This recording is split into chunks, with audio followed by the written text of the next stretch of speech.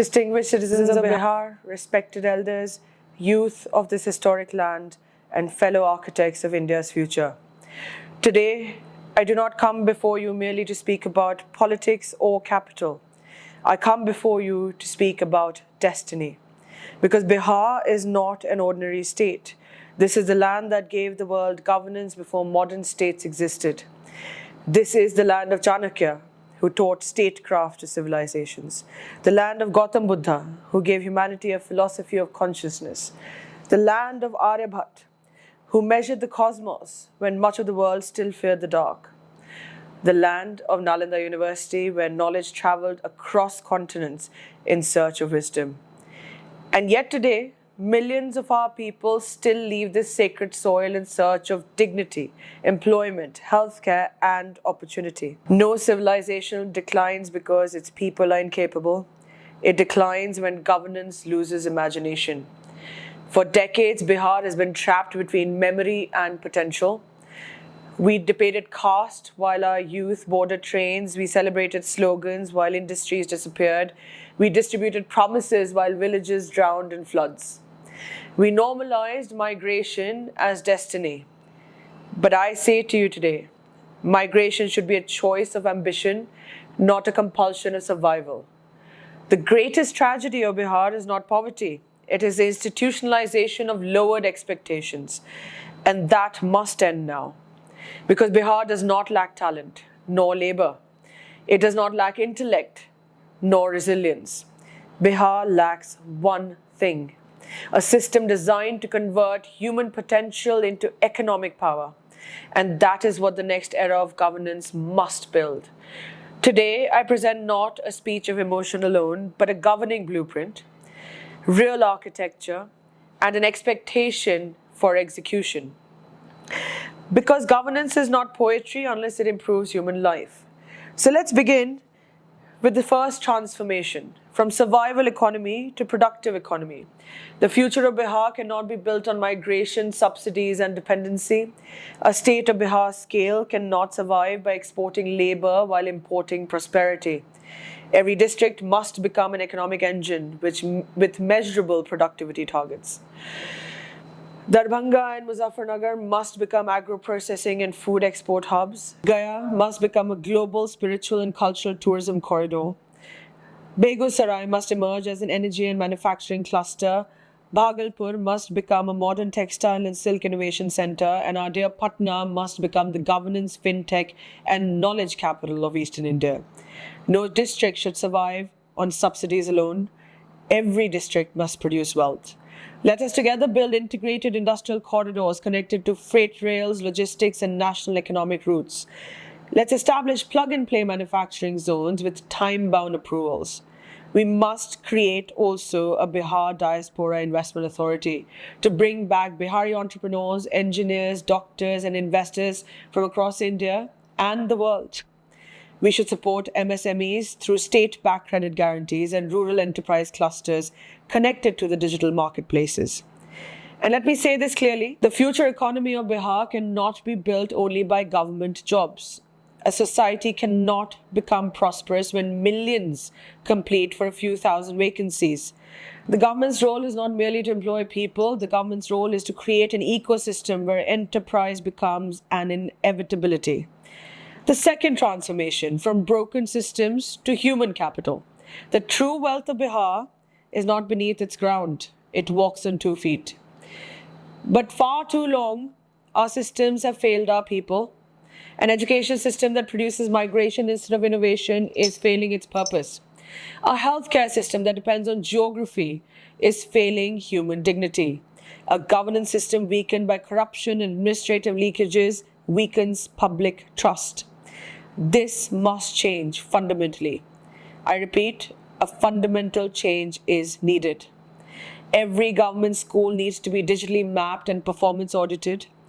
Teacher recruitment should be transparent, merit-based, and technology monitored.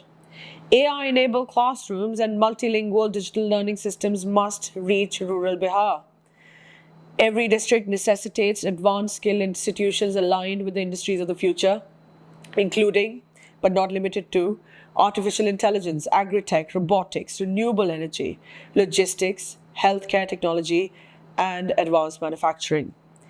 Now, for the establishment of the Nalanda Human Capital Mission, not merely to produce graduates, but to produce innovators, researchers, administrators, entrepreneurs, and nation builders. At the same time, we need to implement a statewide healthcare transformation. Primary health centers call for digital integration with infrastructure, telemedicine systems connected to India's leading medical institutions. District hospitals require upgrading into modern diagnostic and emergency centers. Medical professionals serving rural Bihar should receive housing support, performance incentives, and an accelerated career pathway. Because a poor mother in Sitamarhi deserves the same dignity as a wealthy citizen in Delhi. And let me say something that governments are often afraid of. Corruption is not merely financial theft. Corruption steals years from human lives. Therefore, every major public project must undergo independent technical auditing. Government expenditure systems should become transparent and digitally monitored. Tendering and procurement systems need to be technology-driven to reduce collusion and leakage. The past precedent set for institutional corruption must face fast-track accountability mechanisms. Development cannot coexist with normalized dysfunction. Now, for the third transformation from reactive politics to strategic governance. Year after year, Bihar suffers floods that destroy infrastructure, agriculture, livelihoods, and hope. And year after year, governments respond temporarily instead of strategically. This is not merely a natural disaster issue, it is a governance issue. We ought to implement river basin management systems using satellite mapping, predictive analysis, and climate resilient planning. It is essential to the building of elevated connectivity corridors, flood resilient infrastructure, and water retention ecosystems that convert disaster into agricultural advantage. We recommend establishing district level disaster management command systems integrated with real time monitoring technology. A developed Bihar cannot remain hostage to seasonal collapse. But beyond infrastructure lies something even more important: the political culture, a systemic dismantling of previously set normative agendas, because Bihar must rise above the prison of caste arithmetic. Identity does matter. Social justice also matters. Representation matters most. But no child eats caste, no village survives on symbolism, no economy grows on division.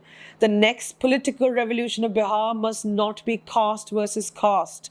It must be competence versus collapse, performance versus paralysis, and the future versus fear. My fellow citizens, the world is entering a new era of geopolitical and geoeconomic restructuring. India is emerging as a decisive global power in manufacturing, digital infrastructure, strategic diplomacy, and civilizational influence. So hear me carefully. Eastern India will become the next strategic growth frontier of India. The state that positions itself first wins first. Bihar has the demographic scale, the geographic position, the agricultural base, intellectual legacy, and labor power to become the growth engine of Eastern India. But this requires political courage, not transactional politics, instead, transformational politics, not management of poverty, creation of prosperity, not governance by election cycles, governance by generational vision.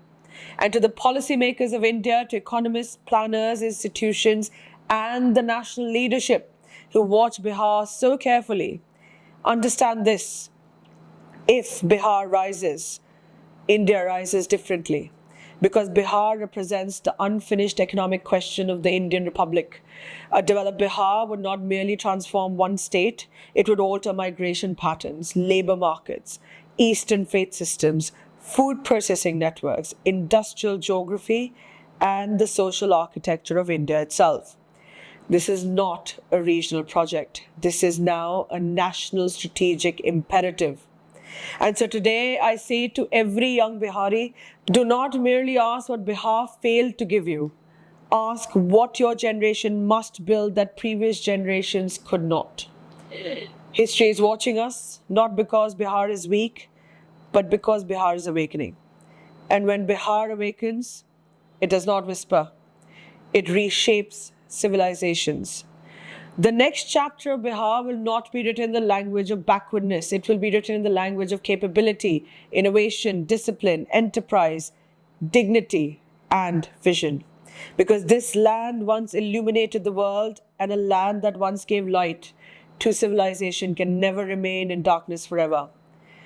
Mark my words, the coming era will not ask whether Bihar can rise. The coming era will ask, who was wise enough to recognize Bihar's rise before the rest of the world did? The new Bihar will not beg for relevance. The new Bihar will command it. And under a courageous, modern, development-driven government, Bihar shall not merely change its future. Bihar shall redefine the future of India itself. And on this note, I'm reminded of one of my lifelong favorite philosophies. Yatha drishti, tatha srishti. Let the awakening begin. Thank you very much for your time and your patience.